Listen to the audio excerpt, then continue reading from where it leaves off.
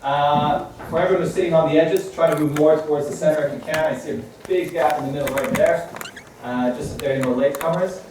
Thank you very much. And welcome to another Platform Ukraine event. Thank you very much for coming. We're always very grateful to see this many people. And thank you for all the support that we've had from basically all the departments at UCL. This is Platform Ukraine, for those of you who don't know, is an interdisciplinary attempt to better analyze Ukraine and the post-socialist space more broadly. And it's actually taking in disciplines from pretty much anything that we feel is useful or relevant, and we're trying to find connections where maybe people haven't tried to find them before. And it's actually organized by postgraduate students from UCL, from a number of different departments. For those of you who are new, we're always interested in collaborating with more departments, so feel free to get in touch, speak to us at the wine reception afterwards. We're always looking for more interesting people. I'm not going to speak for very long, but just a few very quick thanks. First off, thank you to Grand Challenges and the Vice Provost's office for funding this event. This was in some ways their idea, and they provided all of the wine that is outside, so please make sure you enjoy it. Equally, thank you very much to CEAS, which is the department that sort of kicked us off, and to JFIX, which has put us in touch with many of the other departments at UCL. So moving on to the main event. So Professor Hosking, formerly Leverhulme Research Professor of Russian History here at CEAS at UCL. He's published a wealth of literature. I'm not going to run through all of it now. I don't think we would have time tonight. But lately, Professor Hosking has become interested in issues of trust, and that's what the most recent book is about. Pete is holding it up there. But not only that, but we've brought you two superstars from this world of academia. So Pete Duncan is a senior lecturer in Russian politics and society. He's been at CEAS for more than 25 years. His publications include a book called Russian Messianism, which brought together themes from history of Russian philosophy and political thought, the internal evolution of the Russian state, and Russia's geopolitical role in the world. And I should say I'm going to pass the word to Pete now, because Pete and Professor Hosking have known each other for many, many years, and I think no one knows him better than Pete. So off you go. Thank you very much. I think Anne, his wife, would be upset about that. But yes, indeed, for more than 40 years. Ladies and gentlemen, welcome. I'm feel very honoured for Ivor. Thank you very much for that introduction. I feel very honoured both for the introduction and for being asked to chair this. Geoffrey's actually been at CEAS since 1984, which is more than 30 years. He was given the, he was, as Ivor said, the Leverhulme research professor for 5 years. He got 5 years' money, which is an excellent achievement for a research project. But well before that, though, so in 1984, he was appointed to the established chair, University of London chair, as it then was, in Russian history. And when he retired, which is not really the right word to use, because obviously Geoffrey hasn't at all retired in any sense, but when he formally retired, he was given the title Emeritus Professor of Russian History.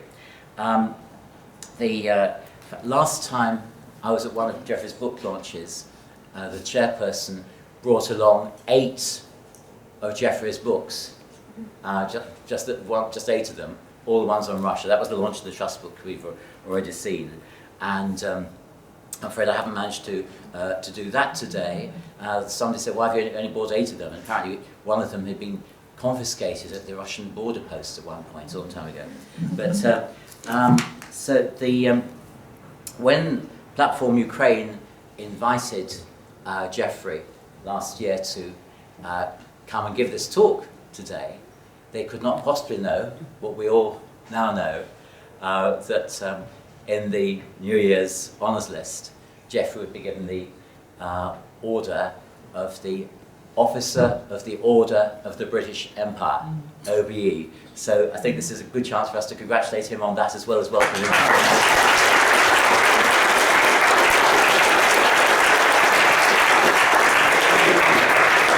Russia and Ukraine, the historical background. Thanks, Geoffrey. Right, well thanks Pete very much for that generous introduction. We're in the middle of a crisis right now, in which there's no obvious exit, and it concerns Russia, Ukraine, the European Union above all. And so what I'm going to try and do is not to explore in any detail the current crisis, but to talk about its historical background. Because today, Russia and Ukraine are two nations which have in part conflicting objectives because they see the world differently. Russia is a nation with an imperial past, with what you might call a universal mission, rather like England actually in that respect. Ukraine is a nation attached to a regional homeland and a certain way of life. I mean, I'm overstating slightly the contrast between the two because some Russians are attached to that as well in their own country. But I think there's a real difference between their outlook on the world and what they expect a nation to be. Ukraine came into existence on what historically used to be called the wild field. That's to say, the flat steppe lands in what is today southern what was the Southern Soviet Union, what later on became the Ukrainian Soviet Socialist Republic, the extensive steppe lands to the north of the Black Sea. And it was called a wild field because it was very vulnerable to nomadic invasions, and that's what happened periodically over the centuries. Numerous nomadic invasions by peoples from Central Asia, mostly, who made way of life there very unstable. So the first, what we might call Ukrainian institution, was really the Cossack movement. The Cossacks who had settled there, they were freebooters, they were hired by rival empires to defend frontiers.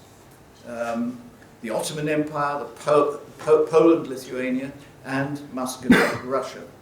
And they excelled at playing off these nations against one another. The Cossacks had their own kind of political structure, which you could call democratic. It was kind of military democratic. Ukrainian households all would send their heads of household to a meeting where they would elect a military leader. So it was a kind of elective democracy, though a very patriarchal and in many ways authoritarian one, if that's not too contradictory a term, but it was, after all, a military democracy. The Cossacks eventually joined with Russia in a treaty which was, I think, misunderstood on both sides. But eventually, during the 18th century, the formerly Cossack nobility became part of the Russian nobility in the full sense, the Russian imperial nobility, and they were allowed to own serfs just like Russian nobles. And in fact, you can call that period of Ukrainian history Little Russia. That's how it was known, Malorossia. And the former Ukrainian, now Russian, Malorussian, Little Russian nobles found this acceptable because they played actually a major part in the administration of the Russian Empire, particularly during the 18th century itself. In that respect, they rather resemble Scottish elites and their role in the British Empire. Ukrainian peasants were also rather different in their organization from Russian peasants. They had a stronger sense of private or at least family property being passed on from generation to generation, while most Russian peasant communities practiced periodic redistribution of land. During the 19th century, more and more Ukrainian communities did likewise, but their traditions were different. How did Ukraine get its own language, or Little Russia? It was really a series of dialects of Russian, Southern Russian. And that's how many Russians still see Ukrainian. They don't really think Ukrainian is a separate language even today. But, and so, for example, someone like Nikolai Gogol, the novelist who comes from Ukraine, in order to fulfill his literary ambitions, he went to St. Petersburg and wrote in Russian, and of course became one of the most famous Russian authors of the 19th century. But the opposite path was taken by Taras Shevchenko. Now, he began life as a serf, but was freed by his owner, who saw him as a talented young man, indeed he was, and he went to St. Petersburg for a time as well. But he reacted to the situation by deciding that Ukrainian was a potential separate literary language. And what he did really was to take local dialect usages and mix it with Church Slavonic terms, that's to say, introducing an abstract language into a rather concrete, everyday peasant language, combining the two to create a Ukrainian literary language. And his great poem, Kobzar, the Bard, was perhaps the first great work in Ukrainian literature. And out of that grew a long series of distinguished Ukrainian writers who literally created their own literary language. This is not unprecedented. This is what Luther did with the various German dialects in the 16th century and so on. So this is quite a normal method of creating a literary language. But it worried Russian rulers greatly, because if Ukrainian became a separate language from Russian, which was well on the way to doing now, that would divide the Great Russian, the East Slav peoples, into two, or indeed potentially three nations, because you have to think of Belarus as well, also beginning to develop its own language. In 1876, the Minister of the Interior, Valuyev, warned about the danger of allowing a separate Little Russian literary language. He said, and I quote him, "To permit the separation of 13 million Little Russians would be the utmost political irresponsibility, especially in view of the unifying movement which is proceeding alongside us among the German tribe." Of course, the 1870s was the period of the unification of Germany, so he knew what he was talking about. He didn't want to see Russia move in the opposite direction to Germany, become fragmented. So the Russian government in St. Petersburg continued to believe that the Ukrainians, or Little Russians, were really just Russians with an exotic regional language and culture, dialect and culture. So we come to the early 20th century, and really the chances of Ukraine becoming a separate nation look very dismal. Its language had been forbidden inside Russia itself, though it was cultivated across the border in the Austro-Hungarian area of Galicia. So there was always a bit of cultural impetus coming from abroad. But the social composition of Ukraine at this time was distinctly discouraging for the emergence of a serious national movement. The large towns were mainly Russian, Jewish, German, Polish, at least the urban elites were, even Armenian and Greek. But there were rather few Ukrainians among urban elites, and it's usually around urban elites that nationalist movements coalesce. The Donbass, which of course was becoming a major industrial region in the late 19th century, was actually colonized mainly by Russian speakers and not by Ukrainians.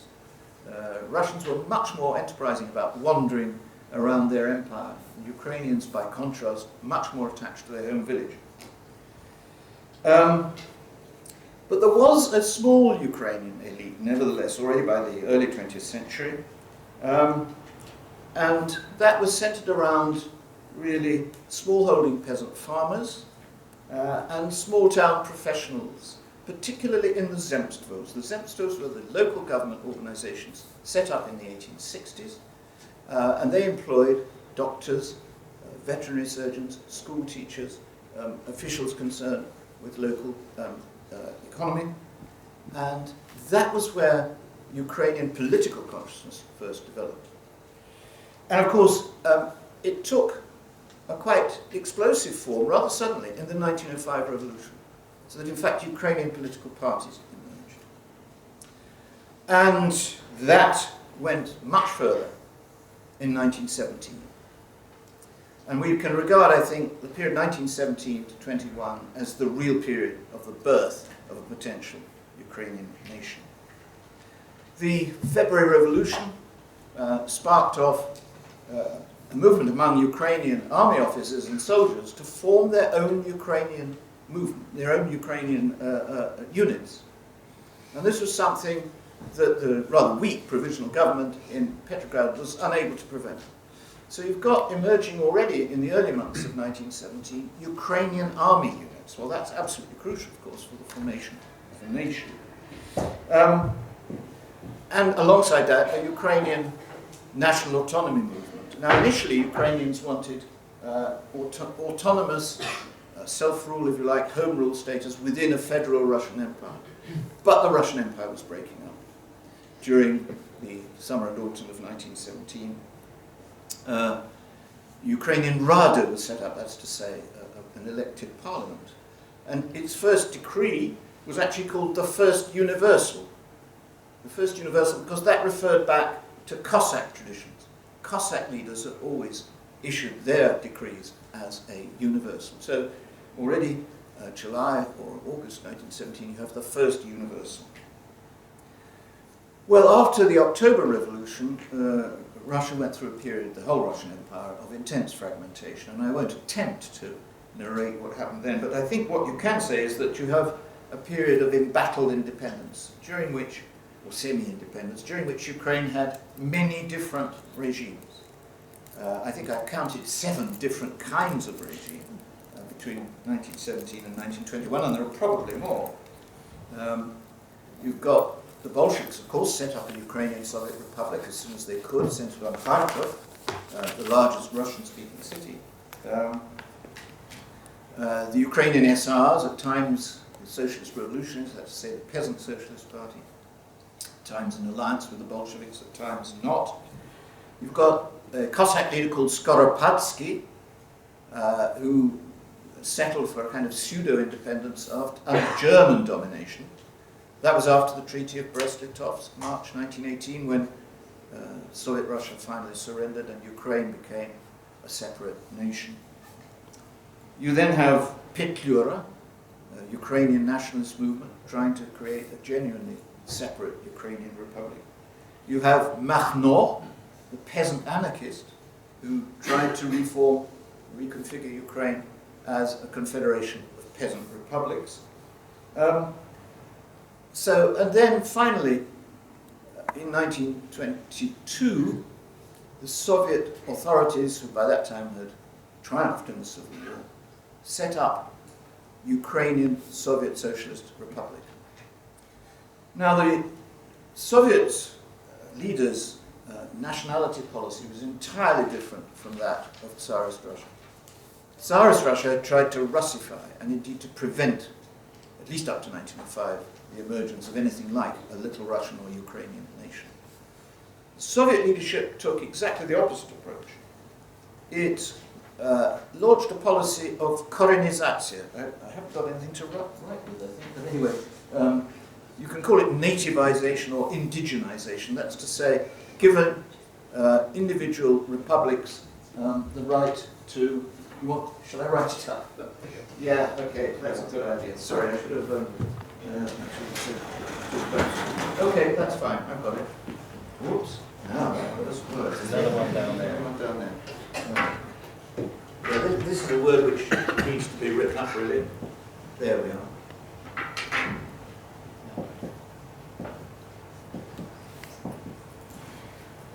Yes, and that means indigenization, encouraging individual republics to train their own indigenous elites to run those republics. It meant fostering non-Russian languages, including Ukrainian, including the languages of Central Asia, the Caucasus, like Georgian, Armenian, and so on. Primary education was to be in the local Republican language, so that meant primary schools in Ukraine were teaching in Ukrainian, and everybody who attended those schools had to study in Ukrainian. And I may say that a lot of Russians and Jews, at least their parents, very much objected to their children having to learn what they considered a farmyard dialect. So, in other words, the Soviet authorities dealt with the problems of empire. They were recreating an empire, pretty well complete, not quite, by giving maximum cultural, educational, and linguistic independence to those individual republics. That was in the 1920s. It changed a bit in the 1930s, but that policy, Korenization, was never entirely dropped. Now, the problem was that Korenization was 100% contrary to other Soviet practices, notably.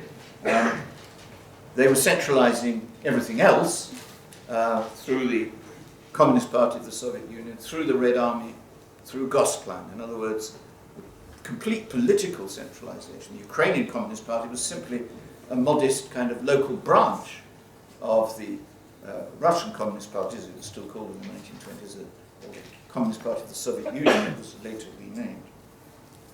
Ukrainian army units, they did for a time actually train in their own language, but even that was then abolished during the 1930s. And Gosplan, of course, ran the entire economy, and Ukraine was treated as contributing to the entire Soviet economy. It wasn't meant to develop its own economy in its own way. So you've got really a basic contradiction at the heart of Soviet policy. On the one hand, a quite sort of liberal approach to local nationalities, their culture, their language, their education system. On the other hand, rigid centralization, everything centered on Moscow, in the political field, in the military field, and in the economic field. Well, I wanted to emphasize that point because, again, I think that was another essential building block to the formation of the Ukrainian nation. Because in the decades which followed, during the 1930s, a lot of Ukrainian rural dwellers came into the cities, as they did in every part of the Soviet Union. Now, if they had come into the cities 10 years earlier, they would have spoken a local dialect and they would have assimilated to Russian culture in those cities.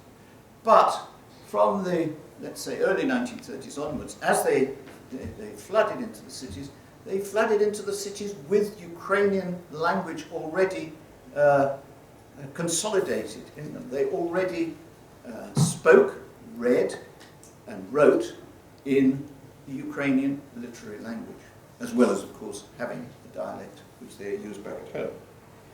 And that seems to me an absolutely cardinal feature in the creation of Ukrainian national consciousness today. That influx into the towns took place largely in Ukrainian, with an established Ukrainian language and culture. However, there was much else going on during the 1930s, which again seems to contradict that. Above all, the collectivization of agriculture and the accompanying dekulakization, that's to say, the expropriation of richer peasants. That's what Soviet authorities like to say they were doing. In fact, the expropriation of any peasants who tried to resist or in any way show any doubts about the policy of setting up collective farms. Now, Stalin took a very ruthless attitude towards this and insisted that collectivization should be carried out in full, really whatever the cost. And the cost was very high. There were serious food shortages throughout Russia, though Stalin tried to ensure that the towns were always reasonably well fed and the Red Army was always fed. And indeed continued to export a certain amount of grain abroad, even while people in the Soviet Union were starving. Now the famine, which resulted in mass starvation, was more serious in Ukraine than in any other part of the Soviet Union. That's partly because Ukraine produced most of the Soviet Union's grain. It was the primary grain-growing area. The magnificent black earth soils, which once cultivated, are very productive. But there was another reason as well, and we have to look back to the Civil War to understand what was going on in Stalin's mind here. During the Civil War in 1920, Poland had invaded Ukraine. The Poles will tell you they didn't, but actually, I think they did. Looks like it to me anyway. And certainly, it's traditionally been an element in Polish national policy to integrate Ukraine. They tried to do it, well, they had done it actually in the 17th century, and it remained, when Poland revived in 1819, remained an element on the agenda of right-wing Polish parties. Well, however one explains the Polish-Soviet War, it was mainly fought in Ukraine, at least to begin with, and Stalin, of course, never forgot that. And when there was resistance in Ukraine to collectivization and dekulakization, Stalin decided that he must crack down on Ukraine, not only because it was the most productive grain-growing region, but also because he remembered that the Poles had tried to take over Ukraine before, and he thought they might do so again. Stalin wrote to Kaganovich, who was his envoy in Ukraine, in August 1932, and I quote literally, this document has now been published. "The chief thing now is Ukraine," said Stalin. "If we don't make an effort now to improve the situation in Ukraine, we may lose Ukraine. Keep in mind that Pilsudski is not daydreaming." Pilsudski, of course, the Polish leader at that time. "And his agents in Ukraine are many times stronger than Redin's, head of the Ukrainian GPU, the secret police, and Kosyov, Communist Party boss in Ukraine, than they think. Keep in mind that the Ukrainian Communist Party includes Petlurites," well, I mentioned Petlura a few minutes ago, "and direct agents of Pilsudski."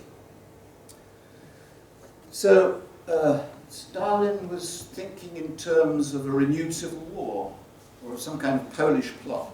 I'm not saying there was a Polish plot, I don't think there's much evidence of it, but Stalin, in these kind of matters, was extremely cautious, not to say paranoid, and he had visions of these things happening. Now, when Stalin said we must improve the situation in Ukraine, what did he mean? He meant we must be especially harsh in carrying out collectivization and in getting rid of kulaks.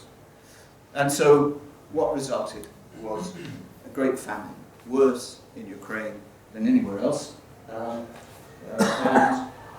it now goes under the Ukrainian name, we usually use this word now, Holodomor.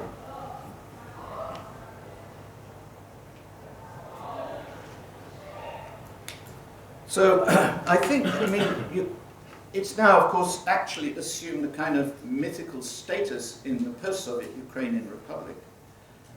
And a lot of Ukrainians today believe that Stalin was trying to commit genocide against the Ukrainian people.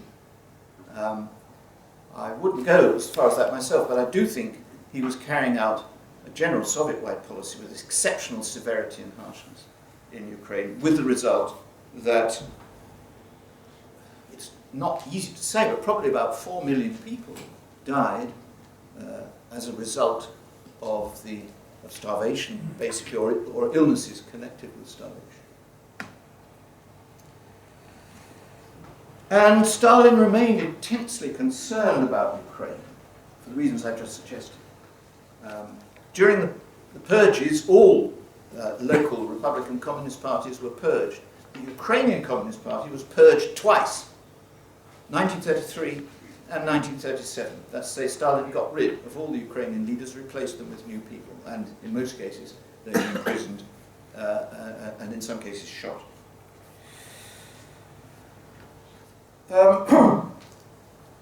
So we can see that Ukraine it's actually the big one as far as the Russians are concerned. All these other crises that we have now around the post-Soviet borders are pretty important too, but Ukraine is the big one. It's the really serious one, the one which we can't afford to ignore. Well now, the next stage is still more paradoxical really, because we don't often think of Stalin as the father of Ukraine, but it is in fact the case that it was under Stalin that Ukraine was finally unified in its present form. Under the Nazi-Soviet Pact, when Germany invaded Poland on the 1st of September 1939, 2 weeks later, the Soviet Union did the same thing from the other side, invaded Poland from the east. Now, Poland, up until 1939, had included large areas of what we now think of as West Ukraine. And that really remains a problem right up to the present day, because the traditions of Western Ukraine are very different in many ways from those of Central and especially Eastern Ukraine. They even have a somewhat different Ukrainian language with more Polish elements in it than East Ukrainians have. The West Ukrainians have their own separate church, a Uniate church, which is a Greek Catholic church, that's to say, a church which actually performs the liturgy and ritual in the Ukrainian language, but at the same time recognizes the hierarchy of the Roman Church and recognises therefore the Pope as head of their church. So it's what's called a Greek Catholic Church. And their historical traditions are very different. However, in 1939, Stalin invaded West Ukraine, took it over, integrated it into the Ukrainian Republic, so that you can say that by now all Ukrainian speakers have been integrated into Soviet Ukraine. And Stalin, exactly as he did in the Baltic republics too, he arrested and exiled anybody who could be an independent political leader in West Ukraine. That's to say, people like landowners, businessmen, professional people, priests, and people who belonged to or occupied leadership positions in any political party that had existed in Poland. And they were exiled to Siberia and to Kazakhstan and these places which had conditions that they were simply not used to. Many of them died there. At the same time, Stalin imposed the full program of collectivization, dekulakization on West Ukraine, which previously carried out in the rest of Ukraine, and introduced the Soviet education system, which at this time was based largely on a kind of mixture of communist and Great Russian, chauvinist, if you like, propaganda. But one thing I must emphasize, and that is that the primary education in Ukrainian continued right through this period, and indeed for long after the Second World War. So that element of Korenizatsiya never faded and continued to play an important role in the formation of Ukrainian national consciousness. Well, the Second World War, of course, was an utter disaster for Ukraine. They had enough of the terror and the Holodomor and all the rest of it, but now they had German occupation, a murderous occupation. And I'm not going to go into the details of that and the question of who's responsible for the mass murder of the Jews in Ukraine. It's a very contested field. I mean, the Germans were primarily responsible. There are allegations, I think, pretty well founded. The Ukrainians took part as well. At any rate, for Ukrainians, I think the experience of Nazi rule was, if anything, even nastier than Stalin's rule, except in one respect. The churches were reopened. In other respects, I mean, the Ukrainians hoped that the Germans, being civilized people, would rule them in a more civilized way, would, for example, disband the collective farms, allow the smallholders to return to their smallholdings and so on. Well, of course, the Germans did none of that. They used the collective farms for the same purpose as Stalin had done, to really take food from the peasantry and send it to the towns.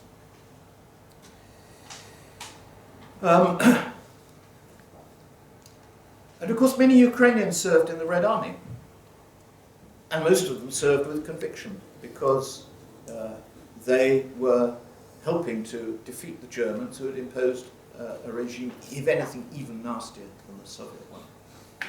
In any case, once you're in the Red Army, you don't have much chance to question what it's doing. You're much better off if you fight hard. And so in post-war Ukraine, a lot of these officers from Ukraine who served in the Soviet army during the war became political leaders in post-war Ukraine. So we can say, I think, that in the late 40s and 50s, Ukraine was dominated by a Sovietized ex-army officer class of people who were very pro-Soviet. And they faced quite a serious challenge from the followers of Stepan Bandera.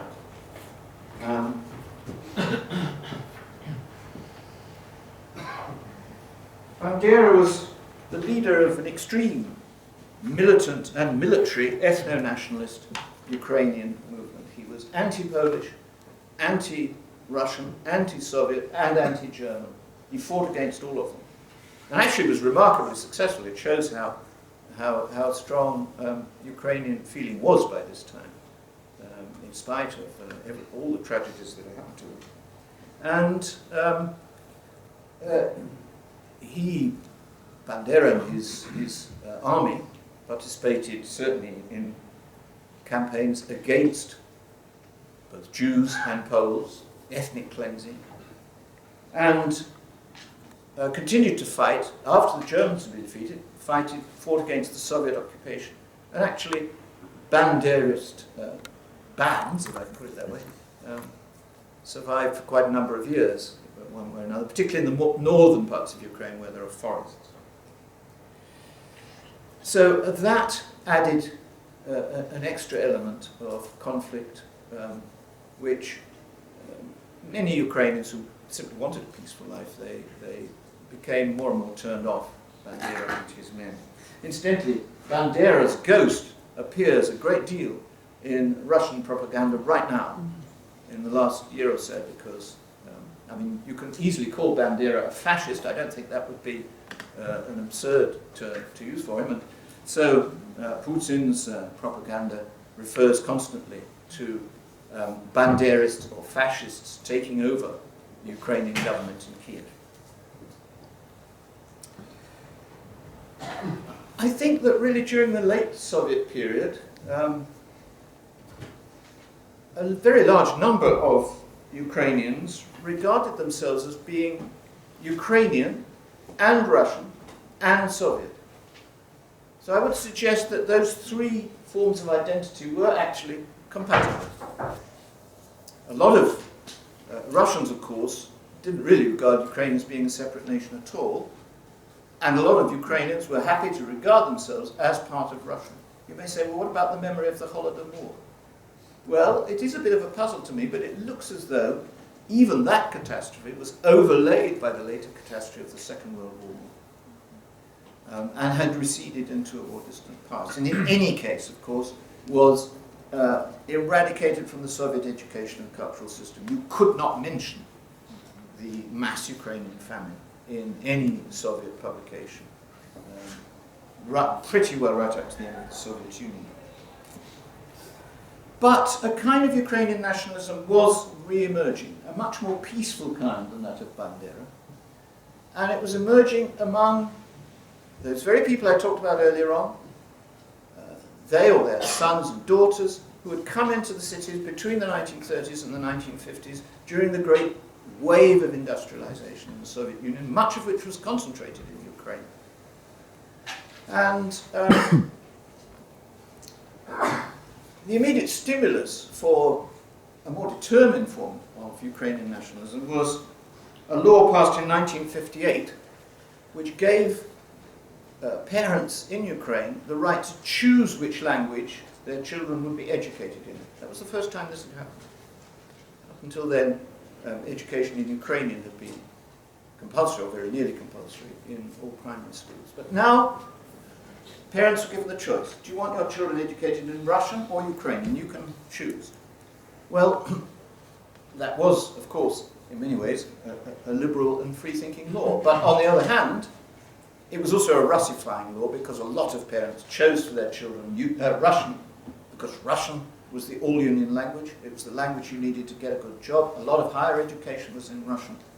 And so Ukrainian nationalists began to feel themselves rather besieged and discriminated against by this law. They felt that their culture and language were under threat. And indeed, I think it is the case that it was more difficult to publish in Ukrainian at this time than in Russian.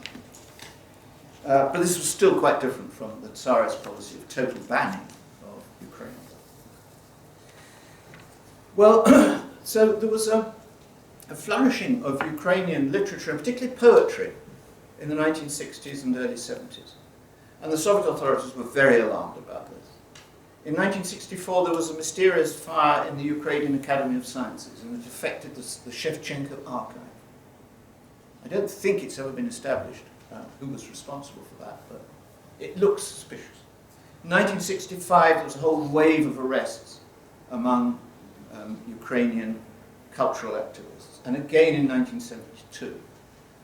In the same year, 1972, Petro Shelist, the first secretary of the Ukrainian Communist Party, was dismissed.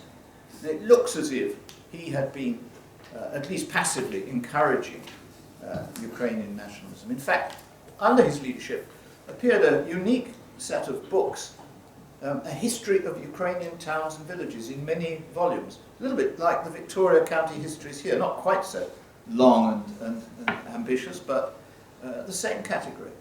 Ukrainians taking seriously their own homeland, their own rural and urban traditions. And that was done under Shedet's patronage. Well, he was removed in 1972 and replaced by a more pliant, pro-Russian first secretary. And that actually brings us to the background to the end of the Soviet Union. Because in spite of the arrests, this sense of Ukraine as a peaceful nation defending its own language and culture was by now very strong, especially in West Ukraine, of course, especially there, and in Kiev, the capital, much less in eastern and southern Ukraine, which were much more pro-Russian. And one must point to the very tricky case of Crimea, which in 1954, when Nikita Khrushchev was first secretary of the Soviet Communist Party, he decided that Crimea, which had been an exclave of the Russian Federation, the Russian Republic within the Soviet Union, he decided to gift it to the territorially contiguous Ukrainian Socialist Republic, 1954. Now, of course, nobody thought twice about this at the time, whether a piece of territory belonged to the Russian Socialist Republic or to the Ukrainian Republic. Didn't seem to matter very much at that time. It matters a great deal. It mattered a great deal, should we say, in 2014, and still matters now. Well, Ukraine was actually decisive in the fall of the Soviet Union. Again, I'm not going to go into details about this, but I think there was a chance that Gorbachev's project of renegotiating the Union Treaty, which had set up the Soviet Union originally in 1923, that should be renegotiated, giving far more autonomy to Union republics. A lot of them, I think, would have accepted that. Some wouldn't, of course, like the Baltic, the three Baltic republics and Georgia. But on the 1st of December 1991, Ukraine, in a referendum, the Ukrainian population rejected that idea. And that really was the end of the Soviet Union. I mean, the August coup, which many of you will know about, had very much weakened Gorbachev, had very much weakened the Soviet Union as a structure. But the final coup de grace was delivered by this referendum, 1st of December 1991, which rejected the Soviet Union and voted for independence.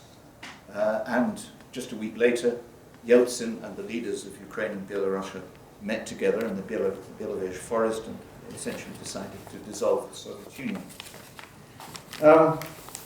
There was a lead up to this, however, it's quite a significant one. During the late 1980s, the Ukrainian Popular Front had arisen, and it was called Ruch, which is simply the Ukrainian word for movement. And I forget the exact date now, but I think it was in 1990. Ruch organized a human chain right across, well, they hoped, right across Ukraine. In fact, they were only able to produce a human chain from Lviv to Kiev, quite a long way, but east of Kiev it did not go. And that remains important. It shows that this will to break away from the Soviet Union, break away from Russia, form a separate Ukrainian nation, was much stronger in the West than in the East. And to some extent, that's remained true ever since. Pro-Russian feeling in post-Soviet Ukraine is still concentrated in the East and the South, and pro-Ukrainian feeling in the West and the center. That's changed, I think, quite a lot in just the last year, but that certainly was the situation. So, how did we get to where we are now? I think that the driving force really has been the very powerful growing distrust between the West, European Union, NATO particularly, and Russia. And I'm going to be talking about that on the 2nd of March, so I won't go into that now. We do tend in the West to blame Russia for it, and there are perfectly good reasons to do so. But I think that the West also played a great part in bringing about this distrust. But I'll just signal here what seemed to me to have been the main sort of turning points in this relationship. There was, in 1999, both the entry of the Czech Republic, Poland and Hungary to NATO. The Russians believed that Gorbachev had been given an undertaking that NATO, having absorbed the former German Democratic Republic, would not expand further east. Well, they now did. I can't judge what that impression was founded on. There are no documents which state this, but that was certainly the impression that Gorbachev had, and he's continued to point this out in the intervening years, that he's grossly let down by the West. That's what he feels. 1999 also saw the Kosovo crisis, in which NATO bombed Serbia. And again, now Yeltsin was still in power in Russia at that time, and was actually trying to work together with the West. He did swallow the NATO bombing of Kosovo, although he hadn't been properly consulted about it.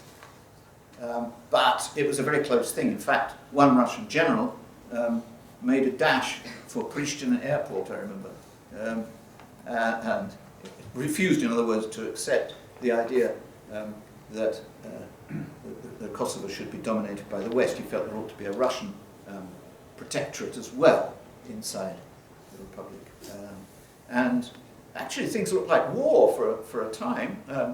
A British general, was it Mike Jackson, I think it was, yes, was ordered actually to take his troops and retake Pristina airport. But he's reported to have said, I'm not going to start a third world war, and applied to political leadership in London. Well, it's the kind of thing you say afterwards in your memoirs. Whether he really did say that, I don't know. But it is the case that he didn't immediately carry out the order he'd been given. So you can see the tension was building already there, even though there was a NATO-Russia partnership, consultative organizations, all kinds of things. But the Russians were getting very distrustful of the way the West was operating, and fearful. You know, if they can do this in Kosovo, who knows where else they might do it. Then, 2004, the entry of 7 further countries to NATO. Bulgaria, Romania, Slovenia, Slovakia, and the 3 Baltic republics, Estonia, Latvia, Lithuania. Now, they had actually been part of the Soviet Union. They were now joining NATO. That was a very serious step. And I understand why those 3 republics wanted to join NATO, but it was seen in Russia as a gross provocation. That Russia was being treated as a defeated enemy in the Cold War. And of course Putin was already in power by that time and was very worried about this. Also in 2004, the Orange Revolution in Ukraine, when Yanukovych claimed victory in an election which was known to have been grossly rigged, and actually, under international pressure, that election was rerun. Under international pressure, and also tremendous demonstrations by Ukrainian political activists in the streets who wanted to see justice done, who wanted fair elections. And the election was rerun. A Western-style candidate, Yushchenko, came to power. I'm not going to go into detail about that. That's a complicated story. He wasn't very effective in fact. But Putin was worried if those kind of mass demonstrations with Western support or Western pressure on their side can take place in Ukraine, might they not take place in Russia? Really very much unsettled him, I think.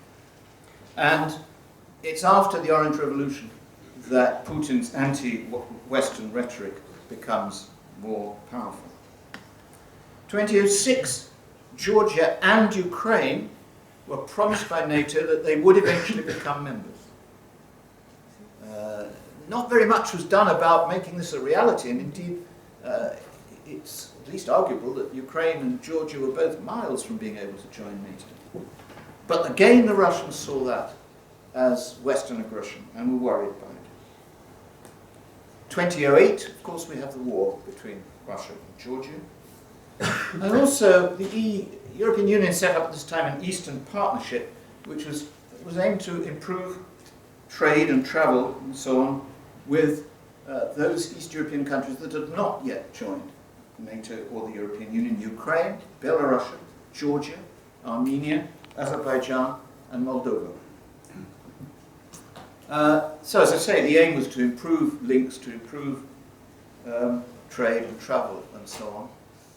But it's not clear to me what the strategy was. I can see what the aim was, but I'm not sure what strategy the European Union was pursuing, because again, these countries were not remotely suitable for European Union. They didn't fulfill any of the, certainly not most of the minimum conditions. But again, it alarmed Russia.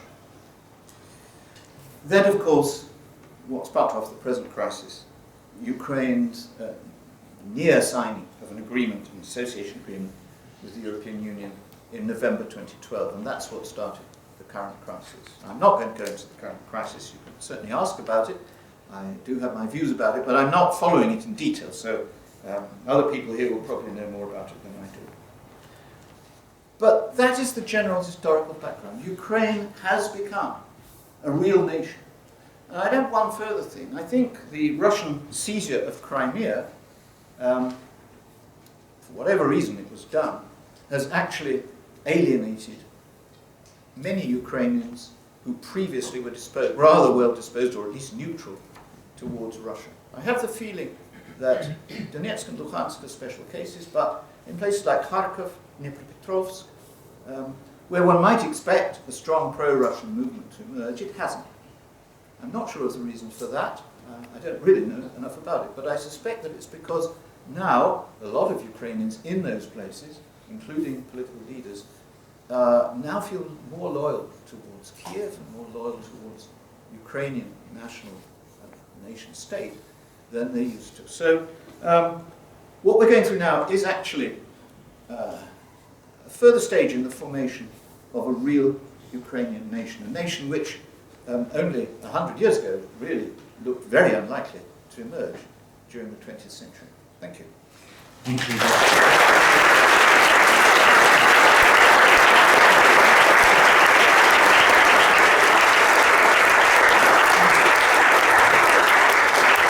Well, Geoffrey, you've shown that Platform Ukraine could not have made a possibly better choice for somebody to show the historical background of relations between Russia and Ukraine.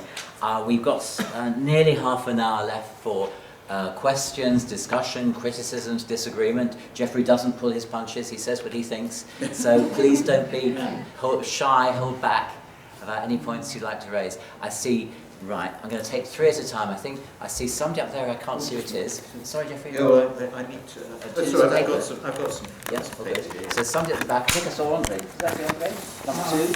Someone else. Well, there's somebody at the back, then somebody in the white shirt, and then please, yes. So 1, 2, 3, and then we'll have Andre. So, please. Yes, you mentioned Ukrainian participation in the Red Army during the German invasion, but you did not mention the fact that, to my knowledge, there was a remarkable voluntary SS division in the Ukraine. My question is twofold. Did you not mention that because you don't consider it noteworthy? And also, on what do you base your assertion that Ukrainians, in the majority, believe that they were worse off under Nazi occupation than under Soviet occupation? Thank Right. you. Okay. Please. First of all, thank you for this opportunity, providing a comprehensive background of the relations between Russia and Ukraine, and this is very important even today because of the war happening right at the moment.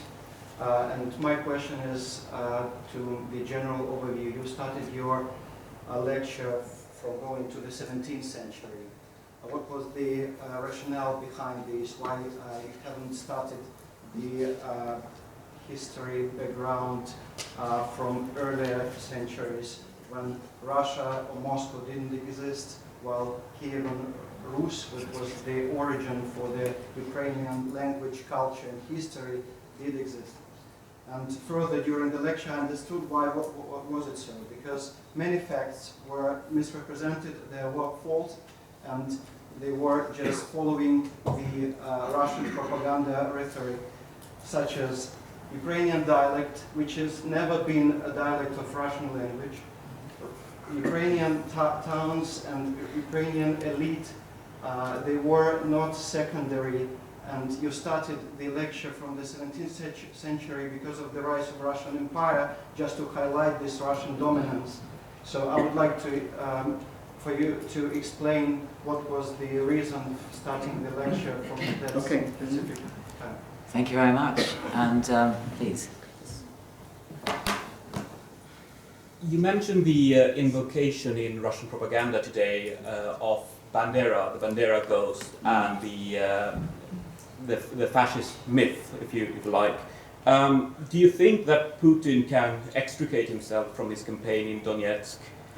And what would the repercussions be for him at home, since a lot of the of his popularity and the propaganda seems to rest on nationalistic rhetoric? Thanks. Right. Yes. Good questions. Thank you. Worse off under Nazi occupation and the SS division. There were, of course, Ukrainians on all sides in the Second World War. Somebody who's written very well about this is Timothy Snyder. I don't know if you know his book, do you? Well, I do recommend it because he emphasizes just how murderous the situation was in Ukraine on all sides. And I can't say unambiguously that most Ukrainians felt better off under Soviet rule. I wouldn't necessarily argue that, because the evidence is rather thin. Of course, under Soviet rule, after the Second World War, they didn't have much opportunity to say anything else. But it is a regularity of empire, I think, that once an empire has shown it's determined, that it has some strong support in the population, that it's not going to go away, most people will fall into line and accept it. And that was certainly the impression that the Soviet Union gave in the late 1940s, early 50s. A lot of great Russian stroke communist propaganda and cadres ruling Ukraine who were pro-Soviet because they'd fought in the Red Army, they'd occupied command positions in the Red Army, and they had everything to lose from the success of Bandera, or indeed the Ukraine's return to Poland. So, I don't think the evidence is quite clear, but I think, I put it this way, most Ukrainians were prepared to accept Soviet rule after the Second World War, at least because there was no obvious alternative. Right. Why did I start in the 17th century? Well, because I had limited time, but I agree that it is important. It is important to say that Kiev, of course, is the cradle of two nations, not just one. It's the cradle, the original homeland of Ukraine and of Russia. Both nations claim descent from Kiev, and with perfectly good reason. I started with the 17th century because that, I think, is where the modern Ukrainian nation begins to develop, particularly with the 1648 rebellion against Poland.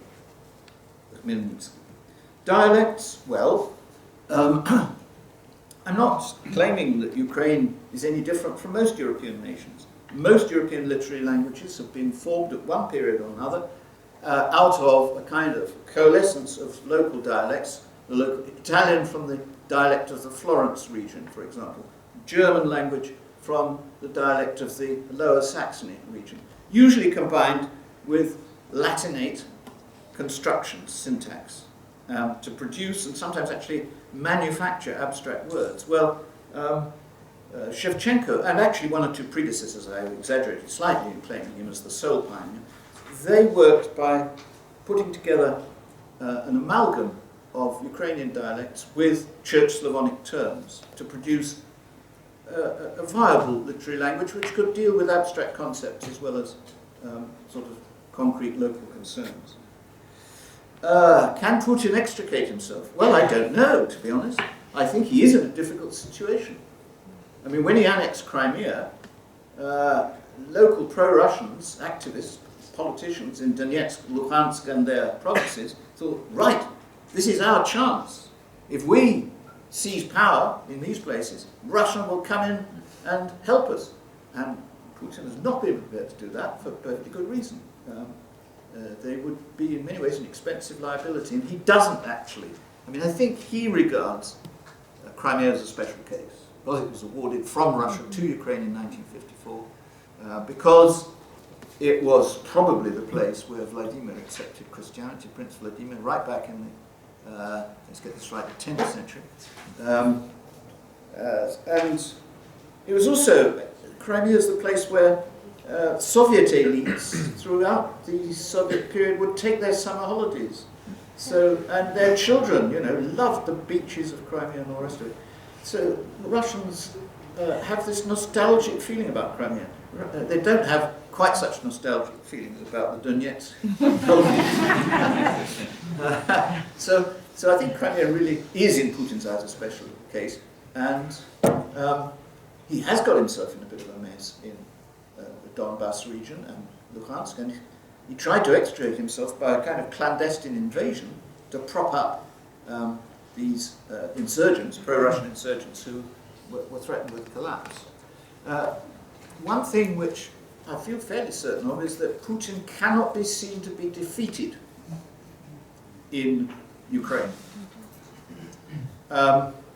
So that if there's going to be a peaceful settlement of the Ukrainian problem, it will have to come through negotiations which concede something to the Russian point of view. Not everything, but, and this is my personal point of view, I don't know how widely it would be accepted by others, that probably some kind of special status for Donetsk and Luhansk provinces will be essential. Without that, I don't think we'll get peaceful Ukraine. That is the price I think Ukraine and the West will probably have to pay. And of course, it's dangerous too, because if Donetsk and Luhansk have special status, then Russia can always create trouble there. But, you know, the West has made a mess of this. It may have to accept concessions. Thank you, Geoffrey. So Andre is going to be next, and a couple more, please. Yes, start at the front here, and one up there, please. Good, thank you. Hi, I'm Andre from Ukraine. Thank you so much for a brilliant lecture. I would like to just clarify, because I wasn't sure if your argument is that the Ukrainian nation has been shaped as a response to Russian assimilation, or would we can rather talk about carrots and sticks, and Russian policy has been dictated through its distrust. At which period?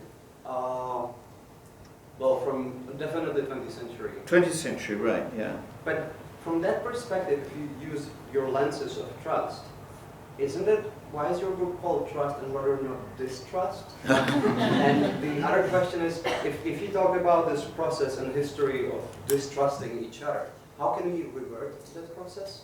That's it. Thank you. Yeah, right. Thank you. Right, okay. That's, please. I want to ask you a question about the Great Famine in Ukraine. You mentioned that there was about 4 million roughly victims of that, and it might have been a genocide, or maybe not. I think the issue with the Holocaust is that it's very under-researched generally, and there's a lot of, while Holocaust by comparison there was a possibility to research that because Germany was defeated, that was not the case with the Soviet Empire. Do you think in the current situation will it become a more sort of prominent issue, will be researched more now that let's say Ukraine would have a possibility to build its identity over that issue in a way? And then from a strictly technical standpoint, would any archives regarding that be in Moscow or would they be in Ukraine? Yes, thank you. Please. You mentioned nostalgia for Crimea, and I wonder what is the role of in your memory, and particularly Soviet memory, in sort of defining the way people feel about the conflict and about their national identities in Ukraine. Given, I thought it was interesting that during the demonstrations, the pro-Russian camp chose Lenin as a kind of way of doing it. So it wasn't Lenin's not a Russian nationalist, Lenin is a figure of history and a Soviet figure. And so I just wanted to see your take on kind of how the Soviet continues to, the Soviet shadow continues to define itself. Right. Thank you. Thank you. Right, yes. Thank you. Russian carrots or sticks? Yes. Yeah. It's of course a bit of both. And I mean, I mentioned the policy of colonization. That was intended to get the support of the Ukrainian people, but at the same time, the Soviet secret police was ruthless and pursued a policy of terror. So you've got pretty strong carrots and very strong sticks. And I think in the Soviet Union in general, it's a bit difficult to generalize over all the various republics, but this combination of both encouraging cultural autonomy and at the same time repressing political movements was actually rather explosive. I mean, not so much in Central Asia, that's a special point, but in the Caucasus, in Ukraine, in the Baltic republics, and even in Belarus, it produced quite a strong reaction against. And the reaction fueled from below, partly as a result of policies which the Soviets themselves had pursued. So that's, you know, it's a complex answer because there isn't a simple answer. There were both carrots and sticks. This book is called Trust Rather Than Trust and Distrust. I could indeed have called it that because it's certainly just as much about distrust. But I've used the word trust in the title partly because it's simpler and publishers like simple. If you talk about trust, you're obviously talking about distrust, so why include both words? But also because I think we often don't recognize when we are trusting. A lot of trust is routine. I give examples of this in the book. We don't really think about it. Distrust is much more conscious. We're much more likely to be conscious when we're distrusting someone. And as a historian, this creates real difficulties because when you're looking at a historical document, trust is not often openly articulated. Distrust usually is articulated. So they're not quite opposites in that sense. They're slightly different subjects. Holodomor, you can obviously argue that it was genocide. You can. I tend not to because I don't think Stalin was actually aiming to fatally weaken Ukrainian people. What he was aiming to do was to destroy the kulaks as a class and prevent Ukraine kind of linking up with Poland in a kind of replay of the Polish-Soviet War. I mean, I don't think there was the slightest possibility of a Polish-Soviet War. I think this was Stalin's paranoid imagination, but there's not much question that he did believe that that was a real possibility. So that was the primary aim. You could argue it's genocide because it is actually, it's a marginal case. It depends a bit how you define genocide, and I certainly understand why a lot of Ukrainians now regard it as genocide. And it has been researched quite a lot in recent years, of course, particularly by Ukrainians. And I'm not familiar with most of this literature, so I'm not studying that particular. I mean, there's a lot of documents, mostly in Ukrainian, which have come from Ukrainian archives. I don't know what Moscow's custodian of archives would now say if you tried to do research on that, because it's such an intensely controversial subject between Russia and Ukraine. But I'm sure that more research is needed. But quite a lot has already been done, and we do know, I think, a lot more. I get this rather indirectly. I don't study this directly. We do know a lot more, I think, now about how it was carried out and the terrible results for the people who suffered it. Of course, the question of memory is a huge one. I think I can only say that it is enormously important, and memory is much more persistent than we usually think. I mean, Hungary is at the moment in something of a political upheaval. Hungary, its government is much more nationalist than most people in the European Union approve of. And one reason for this is that Hungarians still think about their empire. In 1920, they lost 2/3 of their territory. And, the British still, semi-consciously, hanker after empire. At least in the sense that we still assume that we have international responsibilities that other European countries don't have. Why did we intervene in Iraq? Precisely for that kind of reason. I mean, actually, of course, English national memory has tended to assume that we have the right to dominate Scotland, Wales, and Ireland, at least Northern Ireland. And, of course, that narrative has been stoutly challenged in the last year. So we're actually approaching a crisis of British nationality and statehood in which elements of memory will be very strong. Now, memory can be genuine, of course, it can be authentic, but it can also be exaggerated, embellished, some of it hidden. I don't think it can be totally invented. There's got to have been something there that was real. So I reject the idea of invented traditions or invented memories, but it can certainly be, as I say, distorted. And the Holodomor in Ukraine, I mean, there's nobody alive, I presume, who can really remember that. Well, you'd have to be 95 and have a good memory. Just possible.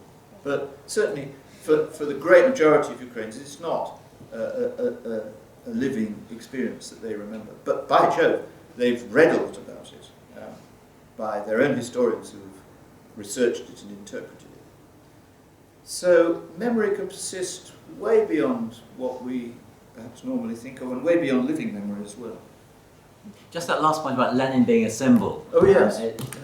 Yes, do. Well, so it's just, it seems to me, it's not so, Lenin wasn't so much a symbol that the Russians took. I mean, the Russians in various places, like Kharkiv in particular, would meet around the Lenin statue. But rather, from the other side, the anti-Russian side, what happened in the pro-Orange Revolution, now the people on the Maidan, saw Lenin as a symbol of Russian oppression. I think it was that more than the other way around. There's actually very little support for Lenin as such, I think you'll find in the Russian population, even in eastern Ukraine or Crimea. Certainly if they follow Putin, they won't be liking Lenin. But, yeah, and actually I'd add to that, although it's paradoxical, but the leading Ukrainian nationalist dissident of the 1970s, Ivan Zuba, actually published a book called, the message he put forward in it was Return to Leninist Nationality Policy. In other words, go back to the original condition of Korenizatsiya, which was started by Lenin, and abandon Stalin's plan of great Russian domination of Ukraine. So you can interpret Lenin in all kinds of ways, but it's true, of course, in the post-Soviet period, Lenin has become a symbol of the greatness of the Soviet Union, which a lot of people still regard nostalgically. although Stalin even more so. For some, yeah. I mean, it depends actually on your position. Some admire Lenin more, some admire Stalin more. Thank you, Geoffrey. So I'm seeing somebody there, one, so it's three, good. And if there's time, we'll go to there, I'm not sure. So please, thank you, yes, please. Thank you. You mentioned in passing that the West has made mistakes which contributed to the current Ukrainian crisis. So what should have done differently, or could have done differently from your perspective? Right. Thank you, thank you. Up there, please. Somebody up there. Was it there? Sorry. Is Putin more of a threat to Russia itself than the West? So, can you say that again? Is Putin more of a threat to Russia itself than the West? More what? I missed a word. More threats. Oh, a greater threat to Russia or to the West? Down to the West, yeah. And also, your closing remarks that Ukraine has eventually become a nation state, yeah?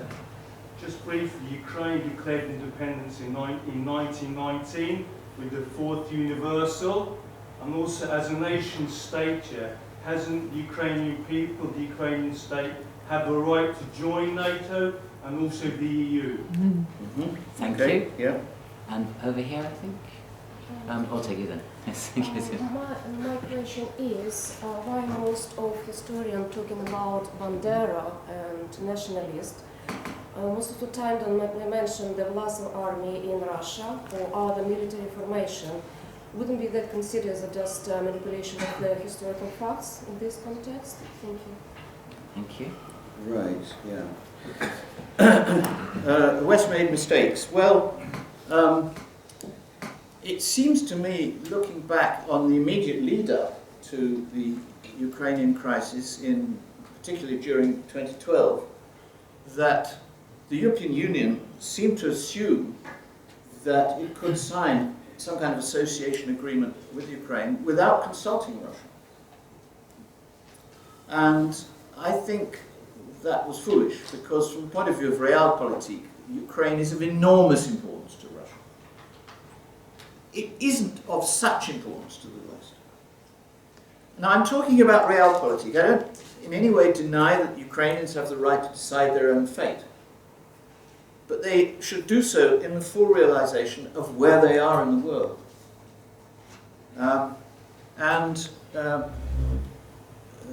You can't get away from the fact that Russia is a great power with a very powerful concern in Ukraine. The West has neither the power nor the will to win in Ukraine.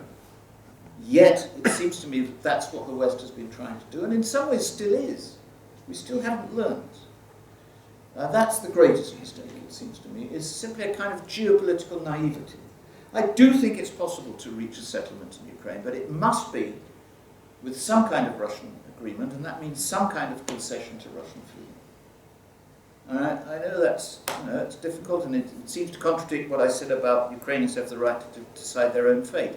Well, we all have the right to decide our own fate, but one has to be realistic about it, where we are in the world, what our strength is, and so on and so forth. So that was the greatest mistake. I mean, to be frank, when in 2004 I actually gave a paper at Chatham House arguing that NATO should not invite Estonia, Latvia, and Lithuania to join. I can see why they wanted to, and I can see why NATO took them in. As a historian, I can unfortunately nearly always see both sides to a question. I'd be absolutely no good as a politician for that reason. So I can well understand the reasons for which it was done, but I still think it was probably wrong. And precisely because those three republics had actually been part of the Soviet Union, it was an even, let's say, greater provocation to Russia and to Russia's feelings. And I'm not just talking about Putin, or indeed the ruling classes. I'm talking about the great majority of the Russian population. Not quite all, but the great majority. Putin, a great